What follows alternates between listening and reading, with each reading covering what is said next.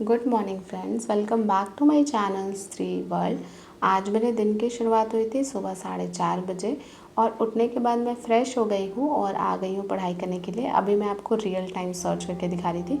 तो सुबह के 5 बज रहे हैं और मैंने अपना टाइमर रीसेट कर लिया है। फर्स्ट स्लॉट में मैं पढ़ूंगी साइंस, और साइंस ये क्लास 7 की बुक है एस चांद की। और अभी ना मैं सबसे पहले बायोलॉजी के टॉपिक्स जो है वो सिलेक्ट करके पढ़ ले रही हूँ।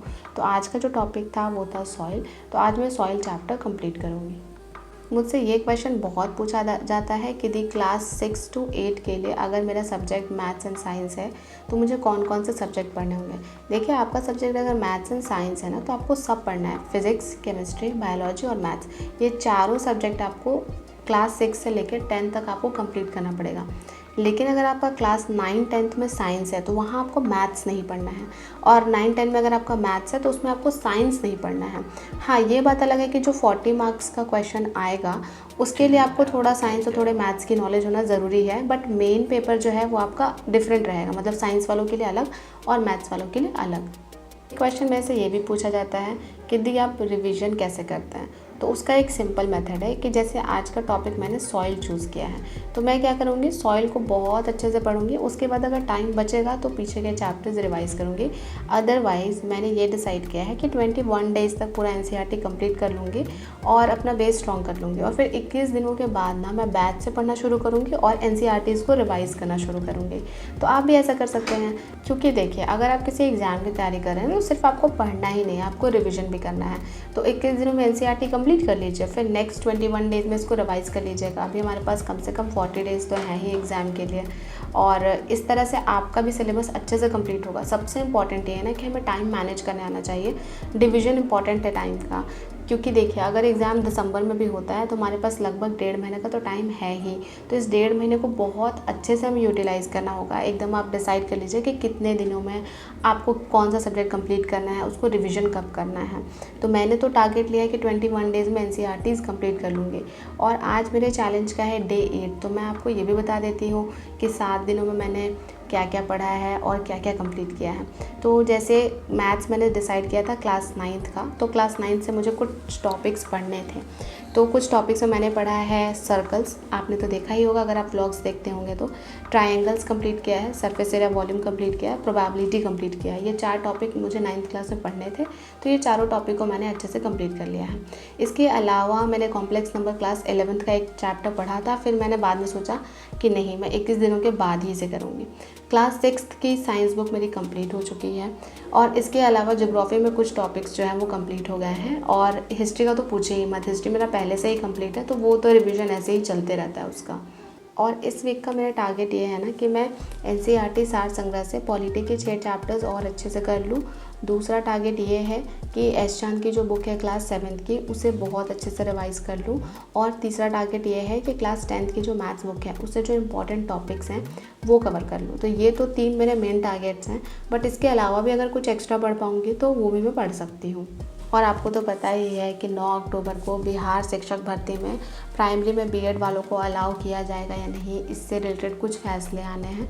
तो मुझे बहुत ज़्यादा डर लग रहा है, और मुझे ये लग रहा है ना कि कितनी बार अपने मन को समझाएं। मतलब ये तो हमारे इमोशंस के साथ पूरा खिलवाड़ कर देते हैं। देखिए, पहले था कि बीएड वाले अलाउड है प्राइमरी में, तो हमने फॉर्म फिल कर दिया।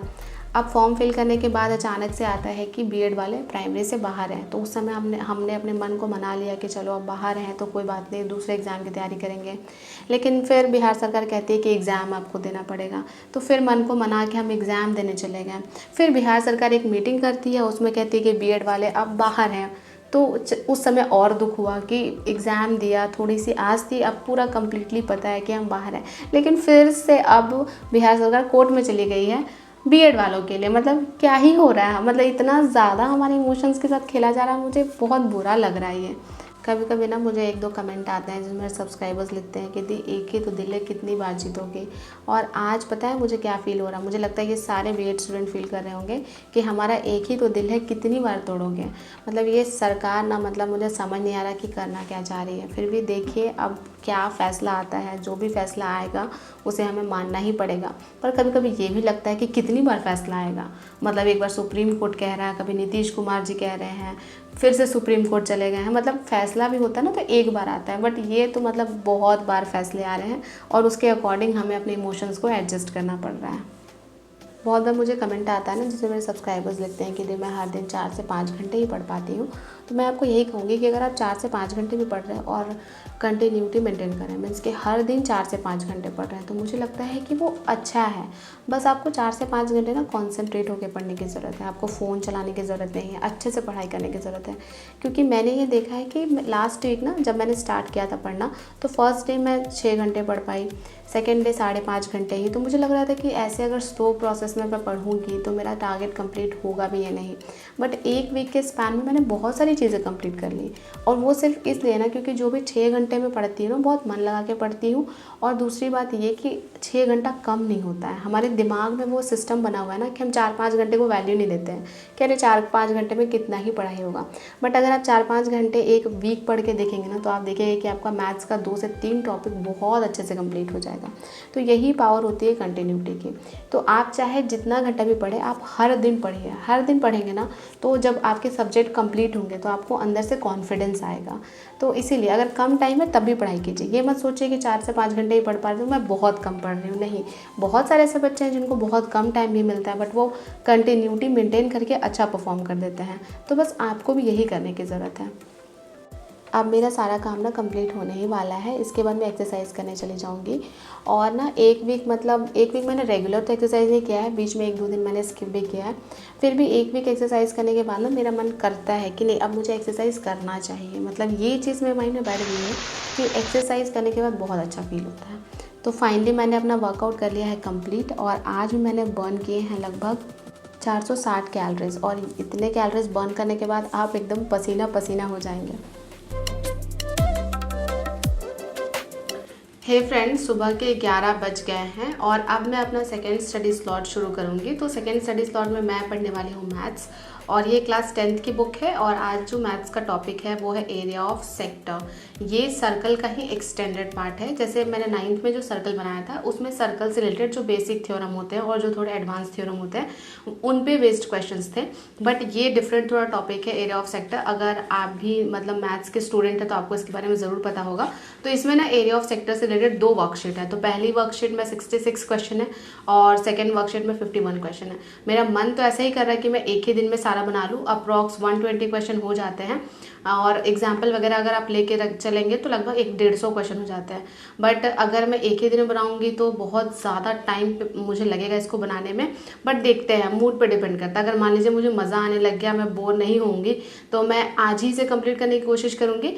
अदरवाइज फिर दूसरा और भी कोई सब्जेक्ट पढ़ूंगी। तो चलिए मैं अपने सेकेंड स्टडी स्लॉट की शुरुआत करती हूँ।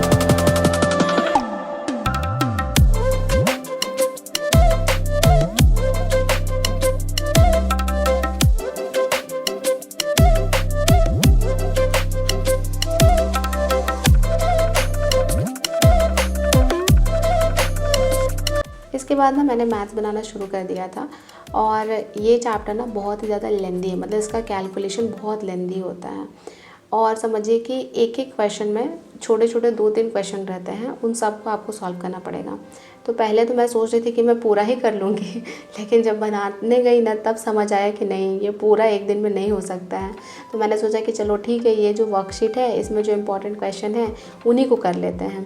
और अभी ना ये वर्कशीट मेरा पूरा कंप्लीट भी नहीं हुआ। सोचिए कहाँ मैं सोच रही थी कि आज ही पूरा क्वेश्चन कर लूँगी, और कहाँ बनाने के बाद यही होता है कि कभी कभी हम टारगेट बहुत ज़्यादा बड़ा सेट कर लेते हैं, बट उसे अचीव करने जाते हैं तो लगता है कि नहीं यार, ये तो नहीं हो पाएगा इतने देर में, और फिर सैड फील करते हैं। बट मैं सैड नहीं फील कर रही थी। मुझे लग रहा था कि चलो ठीक है, कोई बात नहीं, इतना भी कर लिया तो बहुत है, आगे नेक्स्ट डे कंप्लीट कर लूँगी। इसके बाद मैंने अपना स्टॉपवॉच बंद कर दिया है और अभी थोड़ा सा रेस्ट करने चले जाऊँगी। और बहुत लोग क्वेश्चन पूछते हैं कि आप स्टॉपवॉच लगा के क्यों पढ़ती हैं, एक्सप्लेन कीजिए। तो जो मेरे पुराने सब्सक्राइबर्स होंगे उनको तो पता ही होगा, लेकिन जिनको नहीं पता है उनको मैं बता दूं कि मैं जितने देर भी पढ़ती हूँ ना, उतने देर स्टॉपवॉच ऑन रखती हूँ, ताकि मुझे पता चल सके कि अगर मैं इस सब्जेक्ट के 2 चैप्टर पढ़ रही हूँ या ये सब्जेक्ट पढ़ रही हूँ तो उसमें कितना टाइम मैंने इन्वेस्ट किया है, और इस सब्जेक्ट को और मुझे कितना टाइम देने की ज़रूरत है। प्लस में मैं ये भी देखती हूँ कि मैं पूरे दिन में कितने घंटे पढ़ाई कर पाती हूँ, क्योंकि कभी कभी क्या होता है ना कि हम पूरे सुबह से लेकर शाम तक बैठे रहते हैं और हमें लगता है कि हमने तो 12 घंटे की पढ़ाई कर ली, बट एक्चुअली में वो होता नहीं है। आप कभी स्टॉप वॉच मतलब लगा कर पढ़ने की कोशिश कीजिएगा, आप देखेंगे कि 12 घंटे में आप मैक्सिमम 8 घंटे ही पढ़ पाते हैं। तो बस मैं अपना टाइम जो है वही कैलकुलेट करती हूँ और इससे मुझे बहुत अच्छा भी फील होता है। और जिस दिन मैं 6 घंटे से कम पढ़ती हूँ उस दिन मैं कोशिश करती हूँ कि मैं 6 घंटे तक पढूँ, ताकि मेरी एक हैबिट बनी रहे और 6 घंटे पढ़ने में मेरे ब्रेन को थकान भी महसूस ना हो। तो बस यही रीज़न है स्टॉप वॉच यूज़ करने का। यहाँ पर ना मैं एनसीईआरटी सार संग्रह से पॉलिटी पढ़ रही थी, तो पहले तो मैंने राष्ट्रपति वाला टॉपिक कंप्लीट किया और उसके बाद थोड़ा टाइम बचा तो पीछे का रिवीजन करने लग गई। तो आप भी ऐसे कर सकते हैं कि एक टॉपिक कंप्लीट करने के बाद आपको लग रहा है कि अब भी आप में थोड़ी एनर्जी है, कुछ और पढ़ सकते हैं, तो पीछे का रिवाइज़ कर लीजिए। तो रिवीजन से क्या होगा कि बार बार चीज़ें रिपीट होंगी, तो बार बार जितनी बार हम रिपीट करेंगे ना उतना ज़्यादा हमें याद रहेगा। और देखिए जीके जीएस में आपको याद ही रखना है, इसमें समझने वाला जैसा कुछ बहुत ज़्यादा होता नहीं है। और यहाँ पर ना मैं लेट के पढ़ने लग गई थी, क्योंकि मैं जब भी लर्न करने जाती हूँ ना तो थोड़ी देर बैठ के पढ़ती हूँ, कभी घूम के भी पढ़ लेती हूँ, कभी लेट भी जाती हूँ, मतलब जैसे भी आपको कंफर्ट फील हो आप वैसे पढ़ाई कर सकते हैं, मेरा ये मानना है। और इसके बाद मैं नीचे आ गई थी और टीवी देख रही थी। एक्चुअली देखिए मैं टीवी कभी देखती नहीं हूँ, मैं टीवी तभी देखती हूँ जब मैं वॉशिंग मशीन में कपड़े धो रही होती हूँ, तो उस टाइम वो जो 10 मिनट का टाइम होता है ना वो मैं टीवी देखने में इन्वेस्ट कर देती हूँ।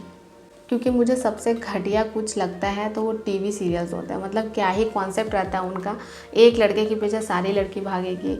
और आजकल का तो अलग कॉन्सेप्ट हो गया है, आजकल के टीवी सीरियल का डिफरेंट है, मतलब लड़का है तो उसका एक्स्ट्रा मैरिटल अफेयर रहेगा और पता नहीं क्या क्या। तो ये सब चीज़ें मुझे बिल्कुल पसंद नहीं है। इस वजह से ना मैं कभी भी कोई भी सीरियल नहीं देखती हूँ। बस ना मैंने एक ही सीरियल को बहुत शिद्दत से देखा है, मतलब पूरा कंप्लीट देखा है, और वो है मोनी रॉय का नागिन सीरियल। उस समय ना मैं कॉलेज में थी तो बहुत मज़ा आता था देखने में वो सीरियल, और थोड़ा वो न्यू कॉन्सेप्ट भी था टीवी सीरियल्स में, इस वजह से देखती थी। लेकिन उसके बाद जितना भी नागिन आया वो सब फालतू था, मतलब मुझे बिल्कुल भी पसंद नहीं था। उसके बाद की जितनी भी सीरीज़ आई मुझे केवल फर्स्ट वाला नागिन ही सबसे अच्छा लगा था। तो बस थोड़ी देर मैंने नीचे टाइम स्पेंड किया और इसके बाद आ गई थी ऊपर खाना बनाने के लिए। तो अभी मैं खाना बना रही हूँ, आज मैंने तड़का बनाया है और साथ में पराठे बना रही हूँ। तो बस आज के व्लॉग को मैं यहीं पर ख़त्म करती हूँ। अगर आपको आज का व्लॉग अच्छा लगा हो तो लाइक कर दीजिए, चैनल पर नए हैं तो सब्सक्राइब कर दीजिए। इस तरह के व्लॉग्स के साथ आपसे मिलती रहूँगी, आपके लाइफ में पॉजिटिविटी ऐड करती रहूँगी। मिलते हैं नेक्स्ट वीडियो में।